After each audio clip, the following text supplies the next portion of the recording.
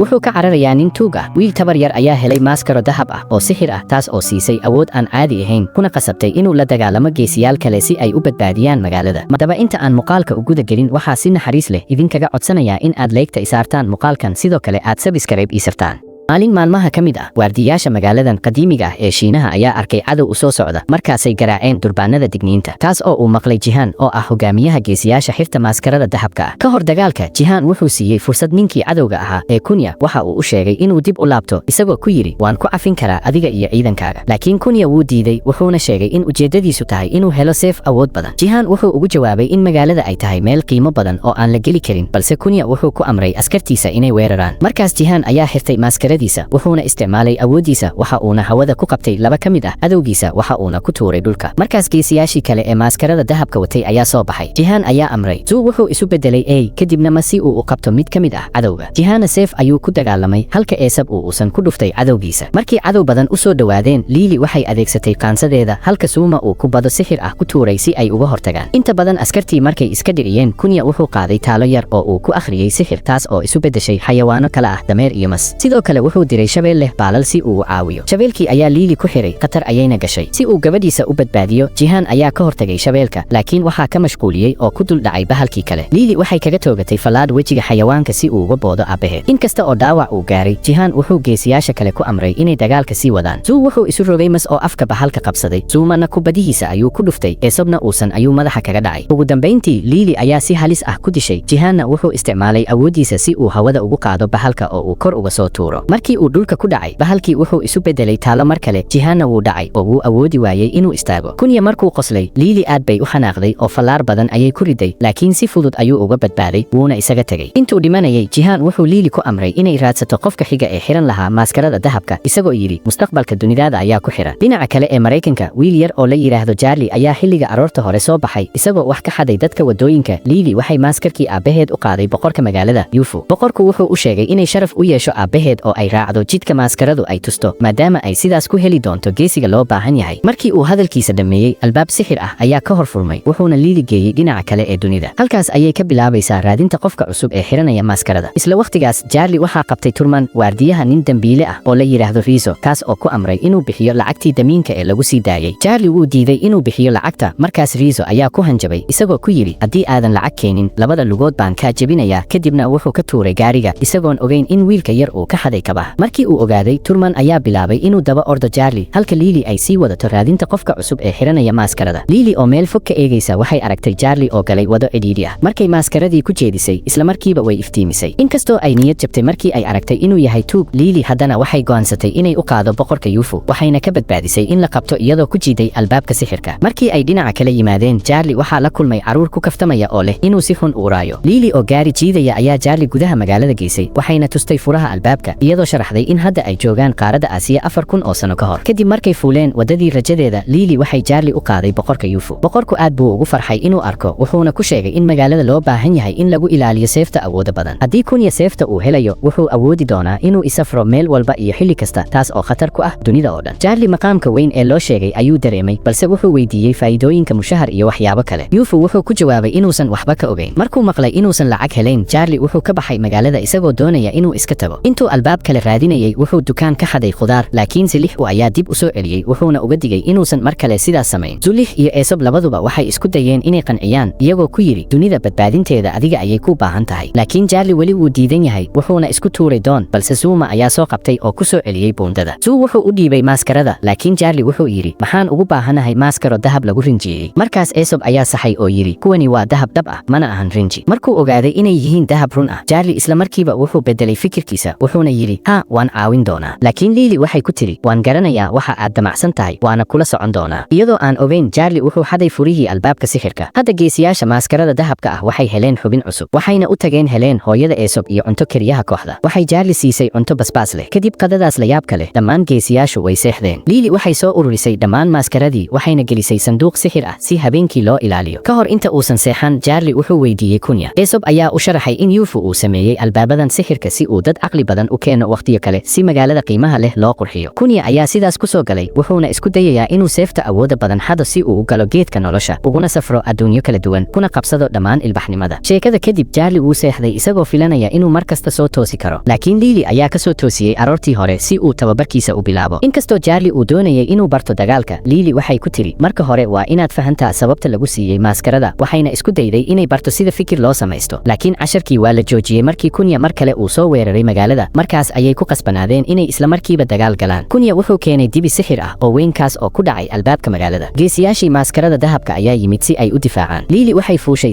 waxayna falaadh ku riday dibiga, laakiin waxba kama aysan tarin. Xayawaankii ayaa sii burburiyey albaabka. Suu oo cabsanaya ayaa dib u guray, taasina waxay u ogolaatay bahalkii inuu gees kale ku dhufto albaabka. Charlie isagoo aan garanayn waxa uu sameeyo ayaa xirtay maaskaradiisa si uu isku dayo inuu awood ku yeesho, balse si liidata ayuu u fashilmay. Markuu arkay maro cas oo derbiga ku dhegan ayuu ka faa'iidaystay wuxuuna u orday dhinacaas. Intii albaabku burburayay, afarta geesi ee kale ayaa isku dayeen inay bahalka joojiyaan, laakiin wax dhaawac ah ma gaarin. Ugu dambayntiina magaalada ayuu soo galay. Bahalkii weynaanta lahaa wuxuu ku booday Lily, balse daqiiqadii ugu dambaysay Charlie ayaa badbaadiyey. Isagoo adeegsanaya maradii casaanka ahayd wuxuu ku hogaamiyey dibiga dhinaca albaabka. Markii bahalku uu orday, Charlie wuxuu marada ku daayay taasoo indhaha uga dhacday oo indho tirtay, wuxuuna si xoog leh ugu dhacay Kunya. Si uusan isaguna u dhaawacmin, Kunya wuxuu dibiga ku rogay taalo dhagax ah oo bartamaha wadada taalay. Lily waxay ku tiri Charlie waxaad u baahan tahay inaad taalada qaadato ka hor Kunya intuusan qaadan, laakiin intuu isku dayay ayuu ku dhacay dhulka. Taas darteed Kunya ayaa taalada qaatay, balse Charlie wuxuu isticmaalay awoodiisa maskaxeed wuxuuna taalada kaga qaatay gacantiisa. Kunya oo keli ah ayaa la kulmaya 5 geesi, ma helin fursad kale oo aan ahayn inuu dib uga laabto. Sidaas darteed Charlie ayaa loo aqoonsaday geesiga cusub ee magaalada qiimaha badan. Si ay ugu dabaaldegaan, Helen waxay u karisay cunto basbaas leh. Intii asxaabtiisa mashquul ku ahaayeen cuntada, Charlie wuxuu isku dayay inuu xado sanduuqa lagu hayo maaskarada, balse Helen ayaa qabatay oo ku qasabtay inuu casho la cuno. Intii cashada la cunayay, Charlie wuxuu weydiiyey Suu inta xayawaan ee uu isu bedeli karo. Markaas Suuma ayaa u sharaxay in awoodaha lagu saleeyay xidigaha Shiinaha, laakiin wuu qirtay inuusan weli isu bedeli karin mastuula ama daraagon maxaa yeelay wuu ka baqaa meelaha dhaadheer. Suu wuu ka diiday oo wuxuu ku yiri weli waan ku tababaranayaa, balse Suuma ayaa ku yiri waad beentaada. Labaduba way isqabsadeen ilaa Helen ay ku amartay inay joojiyaan. Subaxdii xigtay, kooxda geesiyaasha ayaa la dagaalamay bahalo dhooba ka samaysan. Iyagoo mashquul ku jira, Kunya wuxuu ka soo galay dhinaca kale ee magaalada isaga iyo shabeelkiisa baalasha leh. Markay derbiga ka gudbeen, waxay dhexda magaalada ka howlgeliyeen bahal weyn oo wax kasta nuugaya, kadibna dib ugu soo tuuray qarax iftiin iyo tamar leh. Markay aragtay xayawaankaas, Helen waxay caruurtii ku tiri orda oo geesiyaasha uga diga arrinkan, halka boqor Yuufu uu amray waardiyaasha inay dadka magaalada ka daadgurayaan. Charlie iyo geesiyaashii kale waxay dibadda ku dhameeyeen dagaalkii bahalada dhoobada, waxayna maqleen qaylo ka yeeraysa gudaha magaalada. Kunya wuxuu ka faa'iidaystay jahwareerka si uu toos ugu dhaqaaqo dhismaha qadiimiga ah, laakiin waxaa arkay caruurtii yarayd oo u xil saarnaa inay geesiyaasha uga waramaan wax kasta. Markii uu jidka dhismaha uu marayay, Kunya waxaa hor istaagtay Helen, taas oo qaaday qaado weyn oo ku tuurtay madaxii shabeelka cad ah. Dhinaca albaabka magaalada, geesiyaashu waxay la dagaalamayeen bahal awoodiisa ay sarayso. Inta ay dagaalamayeen ayaa 3 caruur ah yimaadeen, waxayna u sheegeen Kunya halka uu ku socdo. Lily waxay tiri aniga iyo Suu ayaan isaga aadayna, idinkuna dagaalka sii wada. Kunya markuu arkay in kaliya gabar ay joojisay jidkiisa, wuxuu ku amray shabeelkiisa inuu qabto Helen isagoo ku jeesjeesaya. Laakiin qorshaha Helen ma ahayn inuu joojiyo ee wuxuu ahaa inuu waqti ay ka lumiso. Markaas ayay Lily iyo Suu yimaadeen, wuxuuna Kunya go'aansaday inuu Helen maxbuus ahaan u qaato oo uu geeyo qalcadiisa. Dhanka kale, 3 geesi ee kale waxay sii wadeen dagaalka bahalka ay kula jireen. Charlie markuu fiiriyey sida uu bahalku u dagaalamayo, wuxuu ogaaday inuu u shaqeeyo sida mishiinka qashinka gubaya oo kale. Wuxuu ku taliyey in wax bir ah lagu tuuro si uu caloosha uga xirmo. Aesop ayaa qaaday taalo bir ah oo weyn si uu ugu tuuro, laakiin bahalku ayaa ka dheereeyey oo bilaabay inuu nuugo geesiyaasha. Si uu asxaabtiisa u badbaadiyo, Charlie wuxuu ka booday taaladii wuxuuna isticmaalay awoodiisa maskaxeed si uu afka uga geliyo. Bahalkii ayaa ku xirmay, ugu dambayntiina wuu qarxay isagoo abuuray qarax xoog leh. Charlie ayaa ku qasbanaaday inuu ku celiyo awoodiisa si magaalada loo badbaadiyo. Inkastoo magaalada la badbaadiyey, Lily waxay u sheegtay asxaabteeda in Helen la afduubtay, waxayna go'aansadeen inay badbaadiyaan. Ka hor intaanay bixin, Yuufu wuxuu uga digay jidka ay mari doonaan, isagoo sheegay inuu ka buuxaan ruuxyo gaajaysan oo sixir madow leh kuwaas oo awoodda ka dhuuqaysa dadka. Sidaas darteed wuxuu amray inaysan xiranin maaskarada. Charlie arrinta wuu ku qoslay, laakiin Yuufu wuxuu ku celceliyey in haddii ay xirtaan, ruuxyadu marka hore awoodda maaskarada ka nuugi doonaan, kadibna kuwa xirtay maaskarada ay cuni doonaan. Markaas geesiyaashu waxay maaskaradii ku xireen sanduuqa sixirka, waxayna safarkooda ku bilaabeen gaari uu jiidayo Suu. Habeenkii waxay sameeyeen xero. Charlie wuxuu arkay Lily oo isku dayaysa inay la hadasho ruuxda aabaheed Jihan. Markay aragtay wiilka, waxay ku tiri fadhiiso. Waxaan ku faraxsanahay inaan qaldanaa, waayo hore waxaan u maleeyay inaadan weligaa noqon karin geesi. Intii ay sheekaysanayeen, Charlie telefoonkiisa ayaa dhulka ku dhacay. Lilyna waxay aragtay sawir waalidkiisa. Waxay weydiisay waxa ku dhacay, wuxuuna uga warramay in uu waalidkiisa ku waayay shil baabuur, tan iyo xilligaasna uu ku nool yahay wadooyinka isagoo keligiisa ah. Lily waxay weydiisay haddii uu weli dareemayo murugadaas. Charlie wuxuu ku yiri waan hubin lahay, laakiin